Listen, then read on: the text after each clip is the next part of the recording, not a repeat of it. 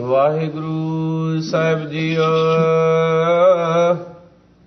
ਸ਼ਲੋਕ ਮਹੱਲਾ ਪਹਿਲਾ। ਜੇ ਰਤ ਲੱਗੈ ਕਪੜੈ ਜਾਮਾ ਹੋਏ ਪਲੀਤ। ਜੋ ਰਤ ਪੀਵਹਿ ਮਾਨਸਾ ਤਿਨ ਕਿਉ ਨਿਰਮਲ ਚੀਤ। ਜੇ ਰਤ ਲੱਗੈ ਕਪੜੈ ਜਾਮਾ ਹੋਏ ਪਲੀਤ। ਜੋ ਰਤ ਪੀਵਹਿ ਮਾਨਸਾ ਤਿਨ ਕਿਉ ਨਿਰਮਲ ਚੀਤ। ਨਾਨਕ ਨਾਉ ਖੁਦਾਏ ਕਾ ਦਿਲ ਹਛੈ ਮੁਖ ਲੈ ਹੋ। ਅਵਰ ਦਿਵਾਜੇ ਦੁਨੀ ਕੇ ਝੂਠੇ ਅਮਲ ਕਰੇ ਹੋ। ਨਾਨਕ ਨਾਉ ਖੁਦਾਏ ਕਾ ਦਿਲ ਹਛੈ ਮੁਖ ਲੈ ਹੋ। ਅਵਰ ਦਿਵਾਜੇ ਦੁਨੀ ਕੇ ਝੂਠੇ ਅਮਲ ਕਰੇ ਹੋ। ਜੇ ਰਤ ਲੱਗੈ ਕਪੜੈ ਜਾਮਾ ਹੋਏ ਪਲੀਤ। ਵਾਹਿਗੁਰੂ ਜੀ ਕਾ ਖਾਲਸਾ ਵਾਹਿਗੁਰੂ ਜੀ ਕੀ ਫਤਿਹ। ਪਰਮ ਸਨਮਾਨਯੋਗ ਸਤਿਗੁਰੂ ਮਹਾਰਾਜ ਦੀ ਸਾਜੀ ਨਵਾਜੀ ਹੋਈ ਗੁਰੂ ਖਾਲਸਾ ਸਤ ਸੰਗਤ ਜੀਓ। ਸਤਿਗੁਰੂ ਨੇ ਅਪਾਰ ਰਹਿਮਤ ਕੀਤੀ। ਸਾਡੇ ਕਲਯੁਗੀ ਜੀਵਾਂ ਦੇ ਉਧਾਰ ਵਾਸਤੇ ਜਿੱਥੇ ਗੁਰ ਸੰਗਤ ਦੀ ਦਾਤ ਬਖਸ਼ਿਸ਼ ਕੀਤੀ, ਉੱਥੇ ਨਾਲ ਹੀ ਗੁਰਬਾਣੀ ਦੀ ਦਾਤ ਵੀ ਬਖਸ਼ਿਸ਼ ਕੀਤੀ। ਜਿਹੜੇ ਗੁਰਸਿੱਖ ਮਾਈ ਭਾਈ ਗੁਰ ਸੰਗਤ ਵਿੱਚ ਆ ਜਾਂਦੇ ਹਨ, ਸਤਿਗੁਰੂ ਦੀ ਪਵਿੱਤਰ ਬਾਣੀ ਦੀ ਓਟ ਗ੍ਰਹਿਣ ਕਰ ਲੈਂਦੇ ਹਨ, ਉਹਨਾਂ ਨੂੰ ਬਹਿਰੂਨੀ ਤੇ ਅੰਦਰੂਨੀ ਜਿਹੜੇ ਦੋ ਕਿਸਮ ਦੇ ਦੁਸ਼ਮਣ ਹਨ, ਉਹਨਾਂ ਦੋਹਾਂ ਦੇ ਹੀ ਡਰ ਤੋਂ ਮੁਕਤੀ ਹਾਸਲ ਹੋ ਜਾਂਦੀ ਹੈ। ਕਿਉਂ? ਸਤਿਗੁਰੂ ਦੇ ਬਚਨ ਹਨ, ਜਹ ਸਾਧੂ ਗੋਬਿੰਦ ਭਜਨ ਕੀਰਤਨ ਨਾਨਕ ਨੀਤ। ਹੁਣਾ ਹੋਣਾ ਤੂੰ ਨਹਿ ਛੁਟਹਿ ਨਿਕਟ ਨਾ ਜਾਈਓ ਦੂਤ। ਜਿਹੜਾ ਮਨੁੱਖ ਸਾਧ ਸੰਗਤ ਵਿੱਚ ਆ ਜਾਂਦਾ ਹੈ, ਸਤਿਗੁਰੂ ਦੀ ਪਵਿੱਤਰ ਬਾਣੀ ਨਾਲ ਜੁੜ ਕੇ ਵਾਹਿਗੁਰੂ ਦਾ ਸਿਮਰਨ ਕੀਰਤਨ ਭਜਨ ਕਰਦਾ ਹੈ, ਉਹਦੇ ਨੇੜੇ ਜਮਦੂਤ ਵੀ ਨਹੀਂ ਆ ਸਕਦੇ। ਇਸੇ ਲਈ ਤਾਂ ਭਗਤ ਕਬੀਰ ਜੀ ਨੇ ਇਹ ਆਖਿਆ ਹੈ, ਕਹੋ ਕਬੀਰ ਕਹੀਐ ਕਾਹੇ ਸਾਧ ਸੰਗਤ ਬੈਕੁੰਠੈ ਆਹੇ। ਇਹ ਦੁਨੀਆ ਦੇ ਲੋਗੋ ਤੁਹਾਨੂੰ ਕੀ ਦਸੀਏ, ਤੁਸੀਂ ਉਸ ਬੈਕੁੰਠ ਦੀ ਕਲਪਨਾ ਕਰਦੇ ਹੋ ਜਿਹੜਾ ਕਦੀ ਕਿਸੇ ਨੇ ਵੇਖਿਆ ਨਹੀਂ ਹੈ। ਪਰ ਇੱਕ ਮਾਤ ਲੋਕ ਦਾ ਬੈਕੁੰਠ ਹੈ, ਇਸ ਧਰਤੀ ਦਾ ਸਵਰਗ ਹੈ, ਉਹ ਹੈ ਸਾਧ ਸੰਗਤ। ਏਕ ਪਲਕ ਸੁਖ ਸਾਧ ਸਮਾਗਮ ਕੋਟ ਬੈਕੁੰਠੈ ਪਾਏ। ਇਹਦੇ ਵਿੱਚ ਆ ਕੇ ਦੇਖੋ, ਇਹਦੇ ਵਿੱਚ ਆਉਣ ਦੇ ਨਾਲ ਜਦੋਂ ਕਿਸੇ ਤੇ ਗੁਰੂ ਦੀ ਨਜ਼ਰ ਹੋ ਜਾਂਦੀ ਹੈ, ਜਿਨ ਕੋ ਨਦਰ ਕਰਮ ਤਿਨ ਕਾਰ ਨਾਨਕ ਨਦਰੀ ਨਦਰ ਨਿਹਾਲ, ਉਸ ਦਾ ਬੇੜਾ ਪਾਰ ਹੋ ਜਾਂਦਾ ਹੈ। ਧੰਨ ਹਨ ਉਹ ਗੁਰਸਿੱਖ ਮਾਈ ਭਾਈ ਜਿਨ੍ਹਾਂ ਨੇ ਗੁਰ ਸੰਗਤ ਅਤੇ ਗੁਰਬਾਣੀ ਦੀ ਟੇਕ ਗ੍ਰਹਿਣ ਕੀਤੀ ਹੋਈ ਹੈ। ਧੰਨ ਗੁਰੂ ਨਾਨਕ ਦੇਵ ਮਹਾਰਾਜ ਸੱਚੇ ਪਾਤਸ਼ਾਹ ਜਾਹਰ ਪੀਰ ਜਗਤ ਗੁਰ ਬਾਬਾ। ਧੰਨ ਗੁਰੂ ਨਾਨਕ ਦੇਵ ਮਹਾਰਾਜ ਸੱਚੇ ਪਾਤਸ਼ਾਹ ਨੇ ਗੁਰ ਸੰਗਤ ਅਤੇ ਗੁਰਬਾਣੀ ਦੀ ਦਾਤ ਸੰਸਾਰ ਵਿੱਚ ਬਖਸ਼ਿਸ਼ ਕੀਤੀ ਹੈ। ਸਾਹਿਬ ਸਤਿਗੁਰੂ ਸੱਚੇ ਪਾਤਸ਼ਾਹ ਜਿੱਥੇ ਵੀ ਜਾਂਦੇ ਸਭ ਤੋਂ ਪਹਿਲਾਂ ਪਵਿੱਤਰ ਬਾਣੀ ਉਚਾਰਨ ਕਰਦੇ ਅਤੇ ਜਦੋਂ ਗੁਰਬਾਣੀ ਸੁਣਨ ਵਾਸਤੇ ਮਾਈ ਭਾਈ ਇਸਤਰੀ ਪੁਰਸ਼ ਆ ਜਾਂਦੇ ਉਸ ਨੂੰ ਗੁਰਸੰਗਤ ਦਾ ਨਾਮ ਦਿੱਤਾ ਜਾਂਦਾ। ਸਾਹਿਬ ਸਤਿਗੁਰੂ ਧੰਨ ਗੁਰੂ ਨਾਨਕ ਦੇਵ ਮਹਾਰਾਜ ਸੱਚੇ ਪਾਤਸ਼ਾਹ ਉਸ ਗੁਰਸੰਗਤ ਨੂੰ ਗੁਰਬਾਣੀ ਦੀ ਦਾਤ ਬਖਸ਼ਿਸ਼ ਕਰਦੇ ਤੇ ਨਾਲ ਉਹਨਾਂ ਨੂੰ ਇਹ ਹਦਾਇਤ ਵੀ ਕਰਦੇ, ਅਸੀਂ ਜਦੋਂ ਵੀ ਇੱਥੋਂ ਚਲੇ ਜਾਵਾਂਗੇ ਤੁਸੀਂ ਗੁਰਸੰਗਤ ਤੇ ਗੁਰਬਾਣੀ ਨਾਲ ਜੁੜਨਾ, ਅਸੀਂ ਤੁਹਾਡੇ ਅੰਗ ਸੰਗ ਰਹਾਂਗੇ। ਗੁਰਬਾਣੀ ਨੂੰ ਗੁਰੂ ਮਹਾਰਾਜ ਨੇ ਗੁਰੂ ਦਾ ਰੁਤਬਾ ਵੀ ਪ੍ਰਦਾਨ ਕੀਤਾ ਹੈ। ਜਿਹੜਾ ਗੁਰਸਿੱਖ ਗੁਰਬਾਣੀ ਨਾਲ ਜੁੜ ਗਿਆ, ਜੋ ਦਿਲ ਮਿਲਿਆ ਸੋ ਮਿਲ ਰਿਹਾ, ਮਿਲਿਆ ਕਹੀਆ ਰੇ ਸੋਈ, ਜੇ ਬਹੁ ਤੇਰਾ ਲੋਚੀਐ ਬਾਤੀ ਮੇਲ ਨਾ ਹੋਈ, ਉਹੀ ਗੁਰੂ ਨੂੰ ਮਿਲ ਸਕਦਾ ਹੈ। ਜਿਸ ਦਾ ਅੰਦਰੋਂ ਮਨ ਗੁਰੂ ਸ਼ਬਦ ਨਾਲ ਨਹੀਂ ਜੁੜਿਆ, ਉਹ ਕਦੇ ਵੀ ਗੁਰੂ ਨਾਲ ਨਹੀਂ ਜੁੜ ਸਕਦਾ, ਤੇ ਜਿਹੜਾ ਗੁਰੂ ਨਾਲ ਨਹੀਂ ਜੁੜਿਆ ਉਹ ਕਦੇ ਰੱਬ ਨੂੰ ਵੀ ਨਹੀਂ ਮਿਲ ਸਕਦਾ।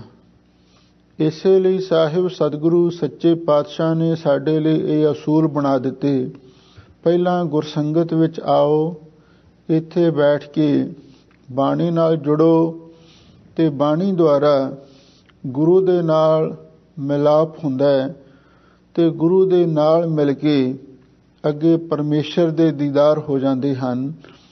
ਬਹੁਤ ਸਾਰੇ ਇਹੋ ਜਿਹੇ ਲੋਕ ਵੀ ਸਨ ਜਿਹੜੇ ਧਰਮ ਦੇ ਠੇਕੇਦਾਰ ਬਣ ਕੇ ਧਰਮ ਦੇ ਨਾਂ ਤੇ ਪਾਪ ਕਰਦੇ ਸਨ।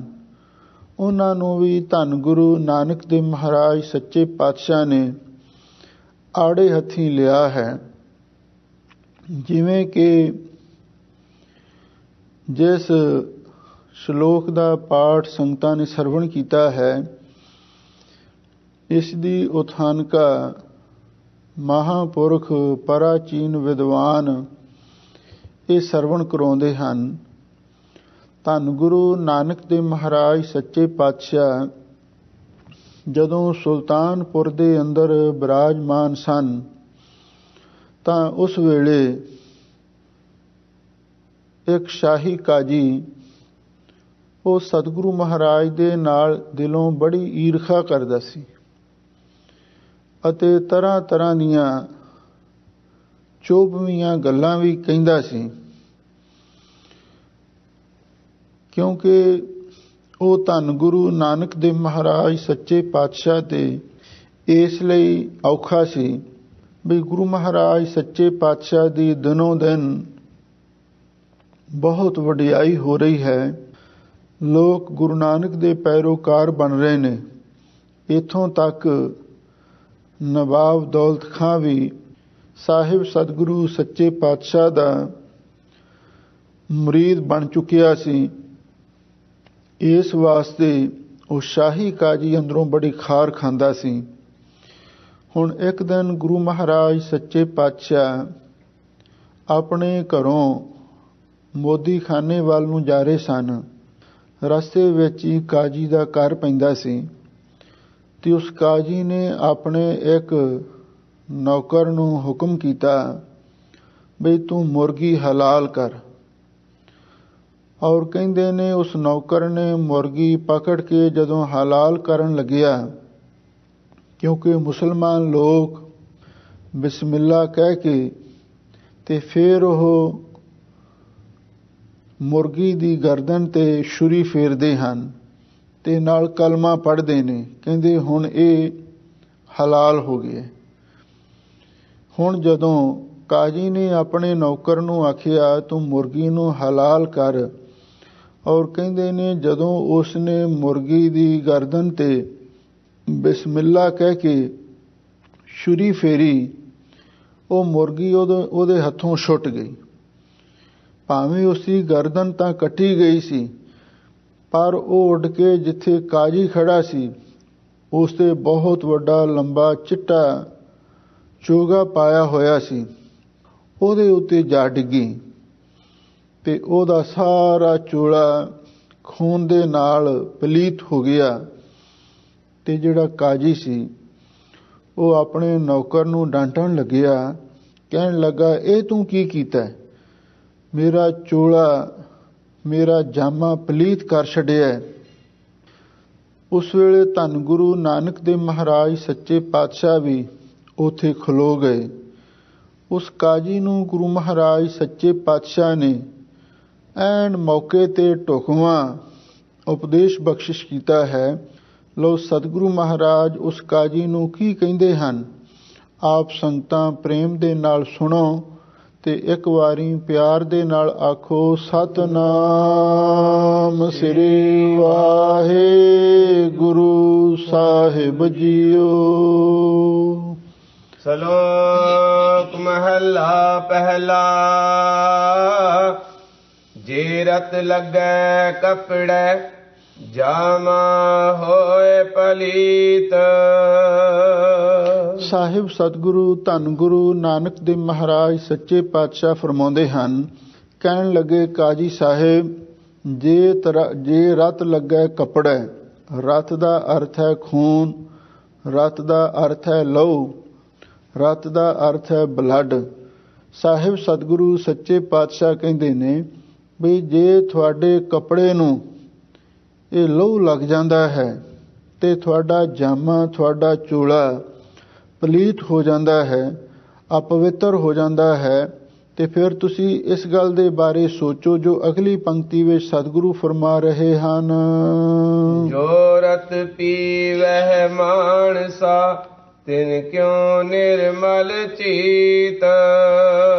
ਧੰਨ ਗੁਰੂ ਨਾਨਕ ਦੇਵ ਮਹਾਰਾਜ ਸੱਚੇ ਪਾਤਸ਼ਾਹ ਫਰਮਾਉਂਦੇ ਹਨ, ਕਾਜੀ ਸਾਹਿਬ, ਜੇ ਖੂਨ ਕੱਪੜੇ ਨੂੰ ਲੱਗਣ ਦੇ ਨਾਲ ਤੁਹਾਡਾ ਜਾਮਾ ਪਲੀਤ ਹੋ ਸਕਦਾ ਹੈ, ਜੋ ਰਤ ਪੀਵਹਿ ਮਾਨਸਾ, ਵੀ ਜਿਹੜੇ ਲੋਕ ਫਿਰ ਹੋਰ ਜੀਵਾਂ ਦੀ ਰਤ ਪੀਂਦੇ ਨੇ, ਮਾਸ ਖਾਂਦੇ ਨੇ, ਹੱਡੀਆਂ ਚੂਸਦੇ ਨੇ, ਤਿੰਨ ਕਿਉਂ ਨਿਰਮਲ ਚੀਤ, ਉਹਨਾਂ ਦਾ ਚਿੱਤ ਕਿਵੇਂ ਨਿਰਮਲ ਹੋ ਸਕਦਾ?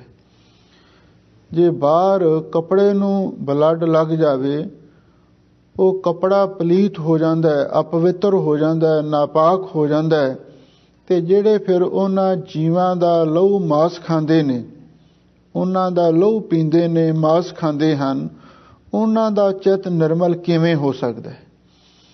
ਇਸ ਲਈ ਹਰ ਇਨਸਾਨ ਨੂੰ ਇਹੋ ਜਿਹੇ ਪਾਪ ਤੋਂ ਤੋਬਾ ਕਰਨੀ ਚਾਹੀਦੀ ਹੈ ਜਿਹੜੇ ਧਰਮ ਦੇ ਨਾਂ ਤੇ ਅਧਰਮ ਹੋ ਰਹੇ ਹਨ, ਕਿਉਂਕਿ ਸਾਰੇ ਧਰਮਾਂ ਦੇ ਵਿੱਚ ਹੀ ਕੁਝ ਲੋਕਾਂ ਨੇ ਐਸੇ ਵਿਧਾਨ ਘੜੇ ਹੋਏ ਨੇ।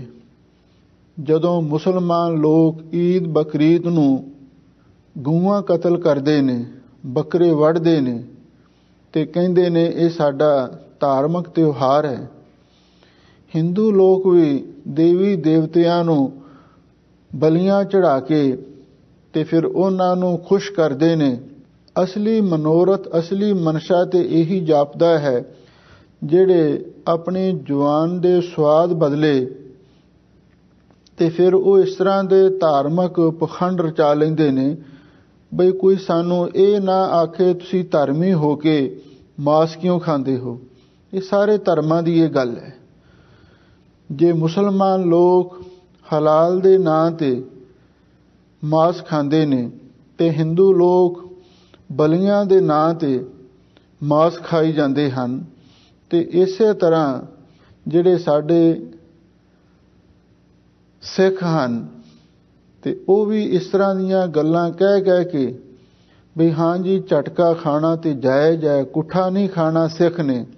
ਉਹ ਵੀ ਬਹਾਨੇ ਬਣਾ ਕੇ ਕਿ ਗੁਰੂ ਮਹਾਰਾਜ ਸ਼ਿਕਾਰ ਖੇਡਦੇ ਸਨ, ਖਾਣਾ ਤੇ ਆਪ ਹੁੰਦਾ, ਪਰ ਉਹ ਉਸ ਤਰ੍ਹਾਂ ਦੇ ਢੰਗ ਤੇ ਉਸ ਤਰ੍ਹਾਂ ਦੇ ਪਖੰਡ ਰਚਾ ਲੈਂਦੇ ਨੇ। ਹੁਣ ਜਿਹੜੇ ਸਾਡੇ ਸਿੱਖ ਪੰਥ ਦੇ ਅੰਦਰ ਅਨੇਕਾਂ ਸੰਸਥਾਵਾਂ ਨੇ, ਅਨੇਕਾਂ ਜਥੇਬੰਦੀਆਂ ਨੇ, ਕੁਝ ਨਿਹੰਗ ਸਿੰਘ ਐਸੀਆਂ ਜਥੇਬੰਦੀਆਂ ਨੇ ਔਰ ਉਹ ਕਿਸੇ ਖਾਸ ਦਿਨ ਤਿਉਹਾਰ ਤੇ ਬੱਕਰੇ ਝਟਕ ਕੇ ਖਾਂਦੇ ਨੇ।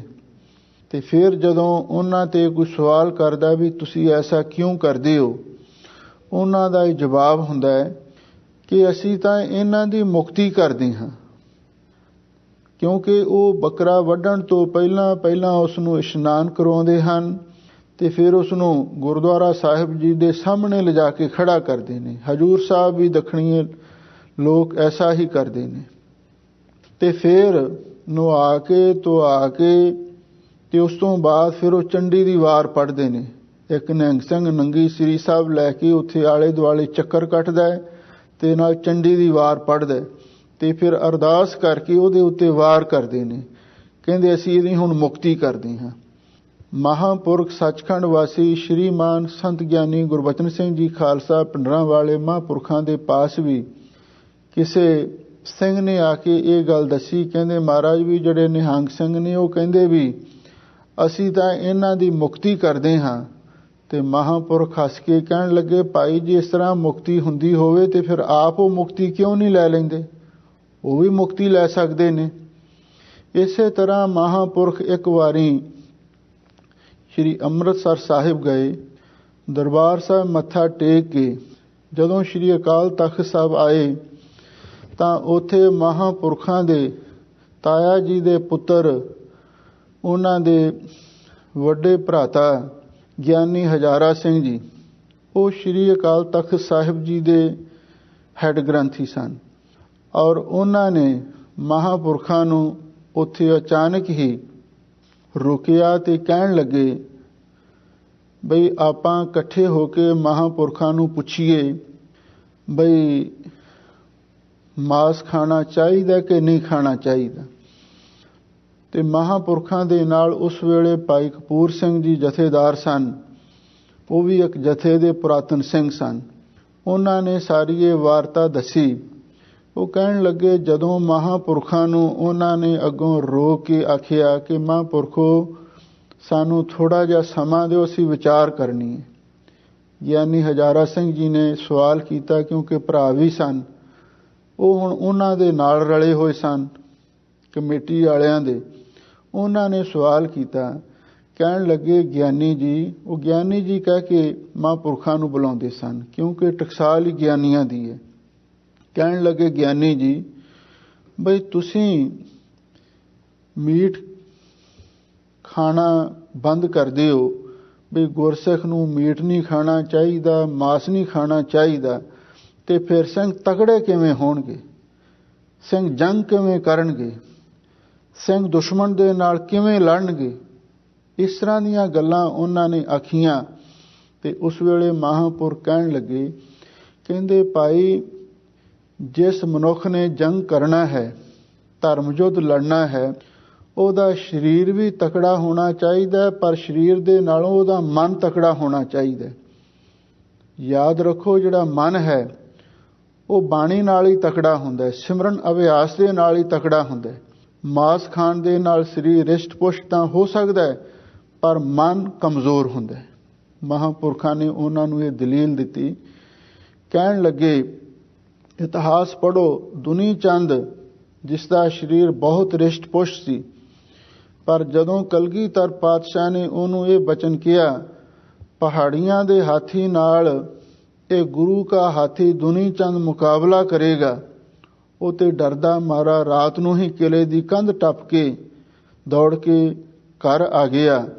ਤੇ ਉਹਦੇ ਮੁਕਾਬਲੇ ਤੇ ਜਿਹੜਾ ਬਾਣੀ ਪੜ੍ਹਨ ਵਾਲਾ ਅੰਮ੍ਰਿਤਧਾਰੀ ਸਿੰਘ ਭਾਈ ਬਚਿੱਤਰ ਸਿੰਘ ਸੀ, ਭਾਵੇਂ ਉਸ ਦਾ ਸਰੀਰ ਇੰਨਾ ਰਿਸ਼ਟ ਪੁਸ਼ਟ ਨਹੀਂ ਵੀ ਸੀ, ਤੇ ਉਸ ਨੇ ਹਾਥੀ ਦਾ ਮੁਕਾਬਲਾ ਕੀਤਾ।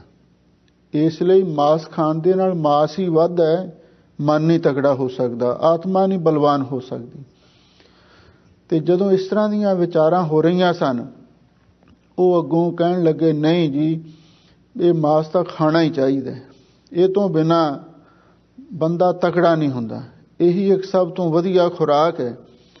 ਉਸ ਵੇਲੇ ਮਹਾਂਪੁਰਖਾਂ ਨੇ ਫਿਰ ਸੋਚਿਆ ਵੀ ਇਹ ਤੇ ਹੁਣ ਐਵੇਂ ਹੀ ਵਾਧੂ ਟਾਈਮ ਖਰਾਬ ਕਰਦੇ ਨੇ। ਕਹਿੰਦੇ ਫਿਰ ਇਉਂ ਕਰਦੇ ਆ ਬਈ ਆਹ ਸਾਡੇ ਨਾਲ ਸਿੰਘ ਹੈ, ਜਥੇਦਾਰ ਭਾਈ ਕਪੂਰ ਸਿੰਘ ਉਸਦਾ ਨਾਮ ਸੀ, ਔਰ ਕਹਿੰਦੇ ਵੀ ਤੁਸੀਂ ਮਾਸ ਖਾਣ ਦੇ ਹਾਮੀ ਹੋ ਤੇ ਇਹ ਵਿਚਾਰਾ ਮੂੰਗੀ ਦੀ ਦਾਲ ਖਾਣ ਵਾਲਾ ਸਾਡਾ ਸਿੰਘ ਹੈ, ਆਓ ਤੁਹਾਡੇ ਵਿੱਚੋਂ ਕੋਈ ਵੀ ਇਹਦੇ ਨਾਲ ਘੁਲ ਕੇ ਦੇਖ ਲਵੇ, ਕੁਸ਼ਤੀ ਲੜ ਕੇ ਦੇਖ ਲਵੇ, ਪਤਾ ਲੱਗ ਜਾਵੇਗਾ ਵੀ ਮਾਸ ਖਾਣ ਵਾਲਾ ਤਗੜਾ ਹੁੰਦਾ ਤੇ ਜਾਂ ਨਾ ਖਾਣ ਵਾਲਾ ਤਗੜਾ ਹੁੰਦਾ। ਤੇ ਫਿਰ ਨੀਵੀਆਂ ਪਾ ਗਏ, ਨਹੀਂ ਜੀ ਇਸ ਤਰ੍ਹਾਂ ਤੇ ਨਹੀਂ ਠੀਕ। ਕਹਿੰਦੇ ਫਿਰ ਹੋਰ ਕਿਵੇਂ ਤੁਹਾਨੂੰ ਮਨਾਇਆ ਜਾਵੇ। ਇਸੇ ਤਰ੍ਹਾਂ ਇੱਕ ਸੱਜਣ ਨੇ ਸ਼੍ਰੀਮਾਨ ਸੰਤ ਗਿਆਨੀ ਜਰਨੈਲ ਸਿੰਘ ਜੀ ਖਾਲਸਾ ਪਿੰਡਰਾਂ ਵਾਲੇ ਮਹਾਂਪੁਰਖਾਂ ਦੇ ਪਾਸ ਵੀ ਪੁੱਛਿਆ ਸੀ ਭਈ ਸਿੰਘ ਨੂੰ ਮਾਸ ਖਾਣਾ ਚਾਹੀਦਾ ਕਿ ਨਹੀਂ ਖਾਣਾ ਚਾਹੀਦਾ। ਮਹਾਂਪੁਰਖਾਂ ਦੇ ਸਮਝਾਉਣ ਦਾ ਤਰੀਕਾ ਬੜਾ ਅਜੀਬ ਸੀ। ਕਹਿੰਦੇ ਭਾਈ ਸਿੰਘ ਨੂੰ ਮਾਸ ਤੇ ਖਾਣਾ ਚਾਹੀਦਾ। ਉਹ ਬੜਾ ਖੁਸ਼ ਹੋਇਆ ਭਈ ਮਹਾਂਪੁਰਖਾਂ ਨੇ ਤਾਂ ਆਗਿਆ ਦੇ ਦਿੱਤੀ। ਉਸ ਤੋਂ ਬਾਅਦ ਮਹਾਂਪੁਰਖ ਕਹਿਣ ਲੱਗੇ ਹੁਣ ਅਗਲਾ ਸਵਾਲ ਵੀ ਪੁੱਛ। ਅਗਲਾ ਸਵਾਲ ਕੀ ਸੀ ਵੀ ਸਿੰਘ ਨੂੰ ਕਿਹਦਾ ਮਾਸ ਤੇ ਕਿਹੜਾ ਮਾਸ ਖਾਣਾ ਚਾਹੀਦਾ। ਮਹਾਂਪੁਰਖ ਕਹਿਣ ਲੱਗੇ ਵੀ ਜਿਹੜਾ ਸਿੰਘ ਹੈ, ਗੁਰੂ ਦਾ ਸਿੰਘ ਹੈ, ਔਰ ਉਹਨੂੰ ਸ਼ੇਰ ਦਾ ਸ਼ਿਕਾਰ ਕਰਕੇ ਸ਼ੇਰ ਦਾ ਮਾਸ ਖਾਣਾ ਚਾਹੀਦਾ, ਕਿਉਂਕਿ ਗੁਰੂ ਦਾ ਹੁਕਮ ਹੈ ਜੇ ਸਕਤਾ ਸਕਤੇ ਕੋ ਮਾਰੇ ਤਾਂ ਮਨ ਰੂਸ ਨਾ ਹੋਈ। ਜੇ ਗੁਰੂ ਦਾ ਸਿੰਘ ਸ਼ੇਰ ਦਾ ਸ਼ਿਕਾਰ ਕਰਕੇ ਖਾਵੇ ਤਾਂ ਕੋਈ ਹਰਜ ਨਹੀਂ। ਐਵੇਂ ਤਿੱਤਰ ਬਟੇਰਿਆਂ ਨੂੰ ਮਾਰ ਕੇ ਖਾਈ ਜਾਣਾ ਇਹ ਕੋਈ ਸਿੰਘ ਦਾ ਕੰਮ ਨਹੀਂ। ਦੂਜੀ ਗੱਲ ਮਹਾਂਪੁਰਖਾਂ ਨੇ ਇਹ ਆਖੀ, ਕਹਿੰਦੇ ਭਾਈ ਤੁਸੀਂ ਜੇ ਮਾਸ ਖਾਣਾ ਹੀ ਚਾਹੁੰਦੇ ਹੋ ਤੇ ਫਿਰ ਤੁਸੀਂ ਆਪਣੇ ਪੁੱਤਰ ਦਾ ਮਾਸ ਖਾਓ। ਇਹ ਗੱਲ ਸੁਣ ਕੇ ਉਹ ਹੈਰਾਨ ਹੋਇਆ। ਮਹਾਂਪੁਰਖਾਂ ਨੇ ਡਿਟੇਲ ਦੇ ਨਾਲ ਸਮਝਾਇਆ। ਕਹਿਣ ਲੱਗੇ ਜੇ ਗੁਰੂ ਦਾ ਸਿੰਘ ਆਪਣੇ ਆਪ ਨੂੰ ਗੁਰੂ ਦਾ ਸਿੰਘ ਸ਼ੇਰ ਸਮਝਦਾ ਹੈ ਤੇ ਫਿਰ ਬਰਾਬਰ ਦੇ ਨਾਲ ਟੱਕਰ ਲਵੇ, ਸ਼ੇਰ ਦਾ ਸ਼ਿਕਾਰ ਕਰੇ, ਜਾਂ ਮਰ ਜੇ ਜਾਂ ਮਾਰ ਦੇਵੇ, ਉਹਨੂੰ ਹੱਕ ਹੈ ਉਸ ਦੇ ਮਾਸ ਖਾਣ ਦਾ। ਕਿਉਂਕਿ ਸ਼ੇਰ ਵੀ ਮਾਸਾਹਾਰੀ, ਉਹ ਵੀ ਬੰਦੇ ਦੇ ਮਾਸ ਨੂੰ ਖਾਂਦਾ ਹੈ, ਤੇ ਗੁਰੂ ਦੇ ਸਿੰਘ ਨੂੰ ਵੀ ਇਹ ਹੁਕਮ ਹੈ ਤੇ ਸ਼ੇਰ ਨੂੰ ਮਾਰ ਕੇ ਉਹਦਾ ਮਾਸ ਖਾ ਸਕਦਾ ਹੈ। ਜੇ ਉਹ ਮਾਸਾਹਾਰੀ ਹੈ ਤੇ ਗੁਰੂ ਦਾ ਸਿੰਘ ਉਹਦਾ ਮਾਸ ਖਾ ਸਕਦਾ ਹੈ, ਪਰ ਐਸਾ ਤੇ ਕੋਈ ਕਰ ਹੀ ਨਹੀਂ ਸਕਦਾ। ਐਵੇਂ ਜ਼ੁਬਾਨ ਦੇ ਸਵਾਦ ਬਦਲੇ ਸਾਰੀਆਂ ਗੱਲਾਂ ਹੁੰਦੀਆਂ ਨੇ। ਦੂਸਰੀ ਗੱਲ ਮਹਾਂਪੁਰਖਾਂ ਨੇ ਆਖੀ, ਭਾਈ ਜਿਵੇਂ ਤੁਹਾਨੂੰ ਆਪਣੇ ਪੁੱਤਰਾਂ ਦਾ ਮਾਸ ਪਿਆਰਾ ਹੈ, ਇਸੇ ਤਰ੍ਹਾਂ ਜਿੰਨੇ ਵੀ ਜੀਵ ਨੇ ਅਕਸਰ ਉਹ ਵੀ ਤਾਂ ਕਿਸੇ ਦੇ ਪੁੱਤਰ ਨੇ। ਜਿਵੇਂ ਤੁਹਾਨੂੰ ਆਪਣੇ ਪੁੱਤਰਾਂ ਦਾ ਮਾਸ ਪਿਆਰਾ ਹੈ, ਇਸੇ ਤਰ੍ਹਾਂ ਉਹਨਾਂ ਨੂੰ ਵੀ ਆਪਣਾ ਮਾਸ ਪਿਆਰਾ ਹੈ। ਜੇ ਤੁਸੀਂ ਕਿਸੇ ਜੀਵ ਦੇ ਬੱਚੇ ਨੂੰ ਮਾਰ ਕੇ ਖਾਂਦੇ ਹੋ ਤੇ ਤੁਸੀਂ ਆਪਣੇ ਪੁੱਤਰ ਨੂੰ ਮਾਰ ਕੇ ਖਾ ਕੇ ਦੇਖੋ ਭਲਾ ਕਿੰਨਾ ਦੁੱਖ ਹੁੰਦਾ ਹੈ। ਇਹ ਸਮਝਾਉਣ ਦੀਆਂ ਗੱਲਾਂ ਹੁੰਦੀਆਂ ਨੇ।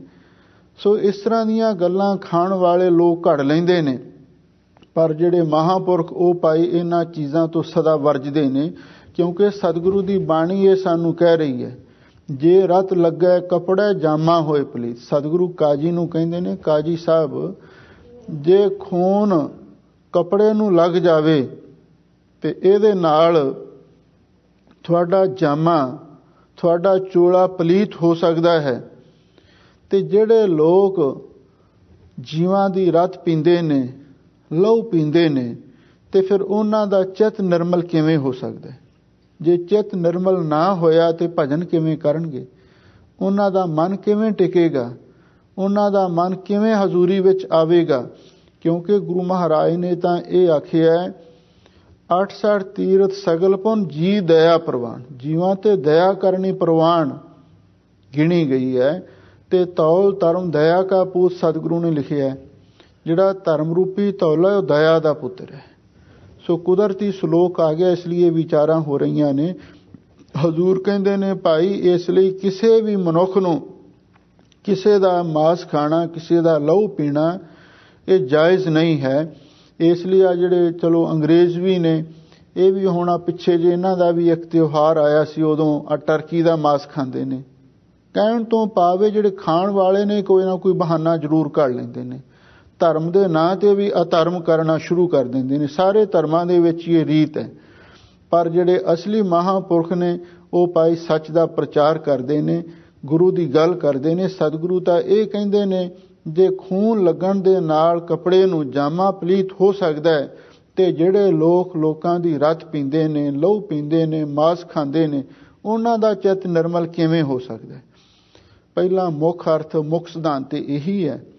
ਹੁਣ ਕੁਝ ਦੂਜੇ ਵਿਦਵਾਨਾਂ ਨੇ, ਜਿਹੜੇ ਨਵੀਨ ਵਿਦਵਾਨ ਨੇ, ਉਹਨਾਂ ਨੇ ਇਹਦਾ ਅਰਥ ਇਸ ਤਰ੍ਹਾਂ ਵੀ ਕੀਤਾ ਹੈ, ਜੇ ਰਤ ਲੱਗੇ ਕੱਪੜਾ ਜਾਮਾ ਹੋਏ ਪਲੀਤ, ਵੀ ਜੇ ਕਿਸੇ ਕੱਪੜੇ ਨੂੰ ਲਹੂ ਲੱਗ ਜਾਂਦਾ ਹੈ ਔਰ ਉਹ ਜਾਮਾ ਚੋਲਾ ਪਲੀਤ ਹੋ ਜਾਂਦਾ ਹੈ, ਜੋ ਰਤ ਪੀਵੇ ਮਾਨਸਾ, ਵੀ ਜਿਹੜੇ ਮਨੁੱਖਾਂ ਦੀ ਰਤ ਪੀਂਦੇ ਨੇ, ਲੋਕਾਂ ਦੀ ਰਤ ਪੀਂਦੇ ਨੇ, ਇਹਦਾ ਮਤਲਬ ਉਹ ਇਹ ਕਹਿੰਦੇ ਨੇ ਵੀ ਲੋਕਾਂ ਦੀ ਜਿਹੜੀ ਖੂਨ ਪਸੀਨੇ ਦੀ ਕਮਾਈ ਖੋਹ ਕੇ ਖਾਂਦੇ ਨੇ, ਇਹ ਲੋਕਾਂ ਦੀ ਰਤ ਪੀਣੀ ਹੈ। ਇੱਕ ਮੁਹਾਵਰਾ ਵੀ ਹੈ ਵੀ ਤੂੰ ਐਵੇਂ ਕਿਉਂ ਸਾਡਾ ਲਹੂ ਪੀਨਾ? ਇਸ ਤਰ੍ਹਾਂ ਵੀ ਜ਼ੋਰ ਜ਼ੁਲਮ ਕਰਨਾ, ਕਿਸੇ ਦਾ ਹੱਕ ਖੋਹ ਕੇ ਖਾਣਾ, ਇਹ ਵੀ ਲੋਕਾਂ ਦੀ ਰਤ ਪੀਣ ਵਾਲੀ ਗੱਲ ਹੈ। ਦੋਵੇਂ ਗੱਲਾਂ ਤੋਂ ਹੀ ਗੁਰੂ ਮਹਾਰਾਜ ਨੇ ਸਿੱਖ ਨੂੰ ਵਰਜਿਆ ਹੈ।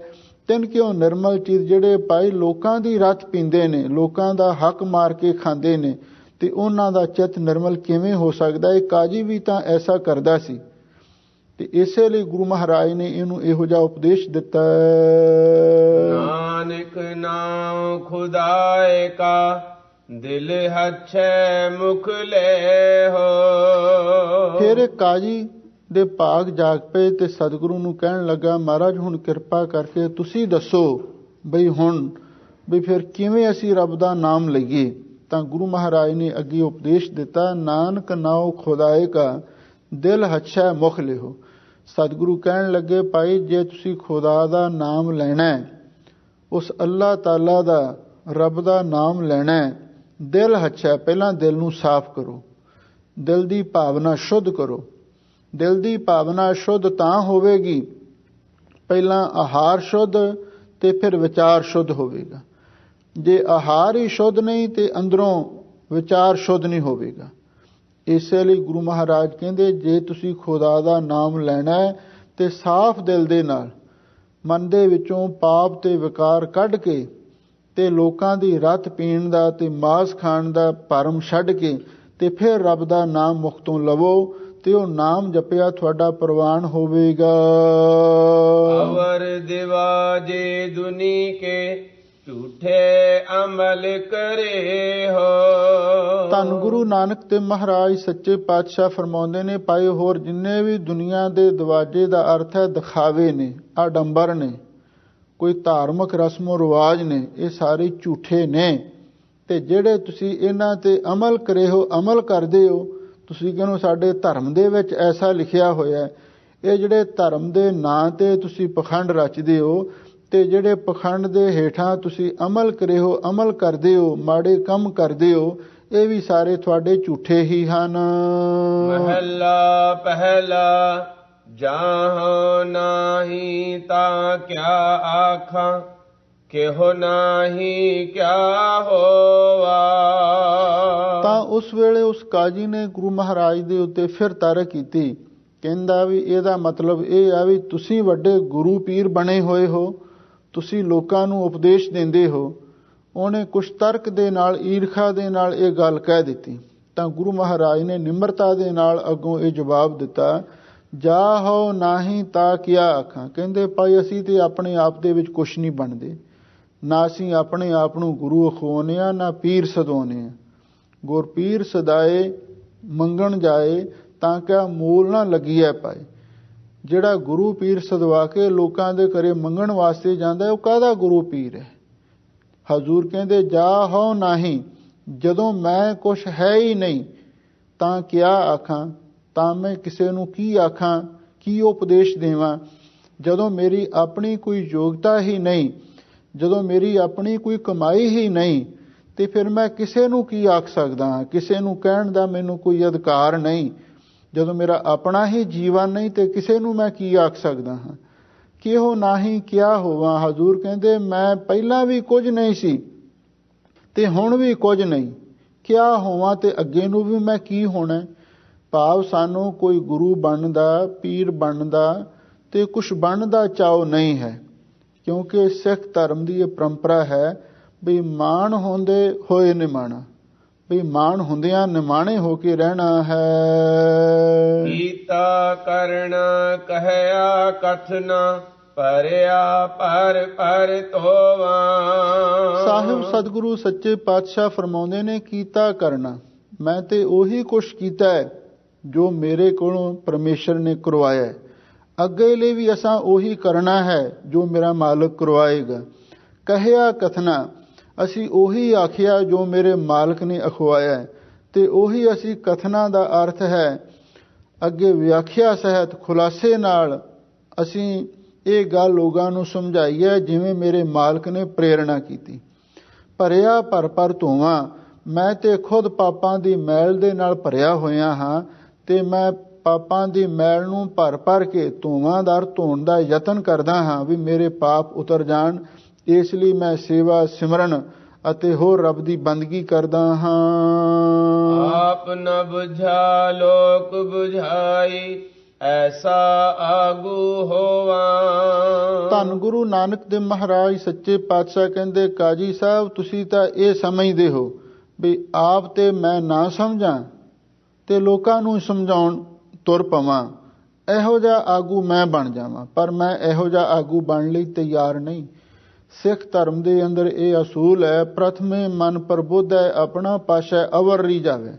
ਪਹਿਲਾਂ ਬੰਦਾ ਆਪਣੇ ਮਨ ਨੂੰ ਸਮਝਾਵੇ, ਫਿਰ ਦੂਜਿਆਂ ਨੂੰ ਸਿੱਖਿਆ ਦੇਣ ਦਾ ਉਹਨੂੰ ਹੱਕ ਪ੍ਰਾਪਤ ਹੋ ਸਕਦਾ ਹੈ। ਜਿਹਦਾ ਆਪਦਾ ਮਨ ਨਹੀਂ ਸਮਝਿਆ ਉਹ ਦੂਜਿਆਂ ਨੂੰ ਕਦੇ ਉਪਦੇਸ਼ ਨਾ ਦੇਵੇ। ਤੇ ਜੇ ਉਪਦੇਸ਼ ਦੇਵੇਗਾ ਲੋਕਾਂ ਨੇ ਫਿਰ ਉਹ ਮੰਨਣਾ ਨਹੀਂ, ਕਿਉਂਕਿ ਜਦੋਂ ਸਾਡਾ ਕੋਈ ਅਮਲ ਨਹੀਂ ਹੈ ਲੋਕ ਕਿਵੇਂ ਉਸ 'ਤੇ ਅਮਲ ਕਰਨਗੇ। ਇਸੇ ਲਈ ਹਜ਼ੂਰ ਕਹਿੰਦੇ, ਤੁਸੀਂ ਤਾਂ ਇਹ ਸਮਝਦੇ ਹੋ ਸਾਡੇ ਵਾਂਗ, ਆਪ ਨਾ ਬੂਝਾਂ। ਆਪ ਤੇ ਕੋਈ ਅਸਲੀ ਜਿਹੜਾ ਧਰਮ ਦਾ ਸਿਧਾਂਤ ਹੈ ਉਹਨੂੰ ਸਮਝੀਏ ਹੀ ਨਾ ਤੇ ਲੋਕਾਂ ਨੂੰ ਸਮਝਾਉਣ ਤੁਰ ਪਈਏ ਵੀ ਇਹੋ ਜਿਹੇ ਆਗੂ ਅਸੀਂ ਵੀ ਬਣੀਏ, ਪਰ ਅਸੀਂ ਇਹੋ ਜਿਹੇ ਆਗੂ ਬਣਨ ਵਾਸਤੇ ਤਿਆਰ ਨਹੀਂ ਹਾਂ। ਨਾਨਕ ਅੰਧਾ ਹੋਏ ਕੈ ਦਸੈ ਰਾਹੇ ਸਭ ਸਮੁਹਾਏ ਸਾਥੈ। ਧੰਨ ਗੁਰੂ ਨਾਨਕ ਦੇਵ ਮਹਾਰਾਜ ਸੱਚੇ ਪਾਤਸ਼ਾਹ ਕਹਿਣ ਲੱਗੇ, ਕਾਜੀ ਸਾਹਿਬ ਤੁਹਾਡਾ ਤੇ ਇਹ ਮਤ ਹੈ ਜਿਵੇਂ ਕੋਈ ਅੰਨਾ ਹੋ ਕੇ ਲੋਕਾਂ ਨੂੰ ਰਾਹ ਦੱਸੇ। ਜਿਹੜਾ ਆਪ ਹੀ ਅੰਨਾ ਹੈ ਉਸ ਨੂੰ ਖੁਦ ਰਸਤਾ ਨਹੀਂ ਨਜ਼ਰ ਆਉਂਦਾ, ਉਹ ਦੂਜਿਆਂ ਨੂੰ ਰਸਤਾ ਕੀ ਦੱਸੇਗਾ। ਤੁਸੀਂ ਮਾਨਸਿਕ ਤੌਰ ਤੇ ਅੰਨੇ ਹੋ, ਤੁਹਾਨੂੰ ਉਸ ਪਰਮੇਸ਼ਰ ਦੇ ਦਰ ਘਰ ਦਾ ਕੋਈ ਗਿਆਨ ਨਹੀਂ ਤੇ ਲੋਕਾਂ ਨੂੰ ਤੁਸੀਂ ਰਾਹ ਦੱਸਦੇ ਹੋ। ਤੇ ਜਿਹੜਾ ਅੰਨਾ ਹੋ ਕੇ ਕਿਸੇ ਨੂੰ ਰਾਹ ਦੱਸਦਾ ਹੈ, ਸਭ ਸਮੁਹਾਏ ਸਾਥ ਹੈ, ਉਹ ਤੇ ਆਪਣੇ ਸਾਥੈ ਦਾ ਅਰਥ ਨਾਲ ਦੇ ਸਾਥ ਨੂੰ, ਭਾਵ ਜਿਹੜਾ ਉਸਦਾ ਨਾਲ ਜਥਾ ਹੈ, ਕਾਫਲਾ ਹੈ, ਉਹ ਤੇ ਸਾਰਿਆਂ ਨੂੰ ਲੁਟਾ ਦੇਵੇਗਾ। ਅੱਗੇ ਗਿਆ ਮੁਹੇ ਪਾਹੇ ਸੋ ਐਸਾ ਆਗੂ ਜਾਪੈ। ਧੰਨ ਗੁਰੂ ਨਾਨਕ ਦੇਵ ਮਹਾਰਾਜ ਸੱਚੇ ਪਾਤਸ਼ਾਹ ਫਰਮਾਉਂਦੇ ਨੇ, ਭਾਈ ਜਿਹੜਾ ਇਹੋ ਜਿਹਾ ਆਪਣੇ ਆਪ ਨੂੰ ਆਗੂ ਮੰਨਦਾ ਹੈ, ਲੀਡਰ ਮੰਨਦਾ ਹੈ, ਕੋਈ ਆਪਣੇ ਆਪ ਨੂੰ ਪੇਸ਼ਵਾ ਅਖਵਾਉਂਦਾ ਹੈ, ਹਜ਼ੂਰ ਕਹਿੰਦੇ ਅੱਗੇ ਗਿਆ ਮੋਹੇ ਪਾਏ। ਉਹ ਜਦੋਂ ਅੱਗੇ ਪ੍ਰਲੋਕ ਵਿੱਚ ਗਿਆ ਉਹ ਆਪਣੇ ਮੂੰਹ ਦੇ ਮੂਹਰੇ ਮੂੰਹ ਦੇ ਉੱਤੇ ਉਹ ਤੇ ਚਪੇੜਾਂ ਖਾਵੇਗਾ, ਥੱਪੜ ਖਾਵੇਗਾ, ਛਿੱਤਰ ਖਾਵੇਗਾ।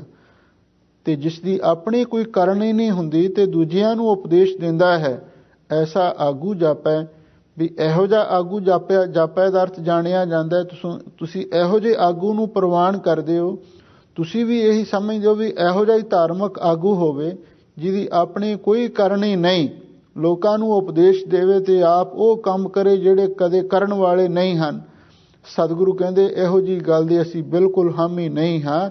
ਤੇ ਜਿਹੜਾ ਇਹੋ ਜਿਹਾ ਆਗੂ ਹੈ ਜਦੋਂ ਪ੍ਰਲੋਕ ਵਿੱਚ ਗਿਆ ਉਹਦੇ ਮੂੰਹ ਤੇ ਫਿਰ ਥੱਪੜ ਪੈਂਦੇ ਨੇ, ਛਿੱਤਰ ਵੱਜਦੇ ਨੇ। ਤੇ ਸੋ ਐਸਾ ਆਗੂ ਜਾਪੈ। ਫਿਰ ਜਿਹੜਾ ਇਹੋ ਜਿਹਾ ਝੂਠਾ ਆਗੂ ਧਾਰਮਿਕ ਲੀਡਰ ਬਣਿਆ ਹੁੰਦਾ ਹੈ ਉਹਦਾ ਭਾਈ ਅੱਗੇ ਜਾ ਕੇ ਪਾਜ ਖੁੱਲਦਾ ਹੈ ਤੇ ਅਸਲੀਅਤ ਦਾ ਪਤਾ ਲੱਗ ਜਾਂਦਾ ਹੈ।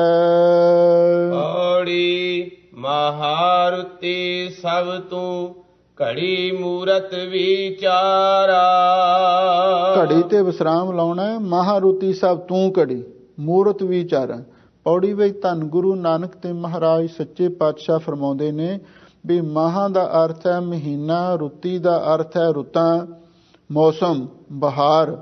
ਇਹਨਾਂ ਦੇ ਵਿੱਚ ਵੀ ਇਹ ਵਾਹਿਗੁਰੂ ਤੂੰ ਵਸ ਰਿਹਾ। ਸਾਰੇ ਮਹੀਨਿਆਂ ਵਿੱਚ ਤੇ ਸਾਰੇ ਮੌਸਮਾਂ ਦੇ ਵਿੱਚ ਤੂੰ ਵਰਤ ਰਿਹਾ ਹੈ, ਤੇ ਸਾਰੀਆਂ ਘੜੀਆਂ ਦੇ ਵਿੱਚ ਵੀ, ਤੇ ਮੂਰਤ ਅਰਥ ਜਿਹੜੇ ਮੁਹੂਰਤ ਨੇ, ਇਹ ਸਮੇਂ ਦੇ ਹਿੱਸੇ ਨੇ, ਉਹਨਾਂ ਦੇ ਵਿੱਚ ਵੀ ਅਸਾਂ ਤੈਨੂੰ ਹੀ ਵਿਚਾਰਿਆ ਹੈ।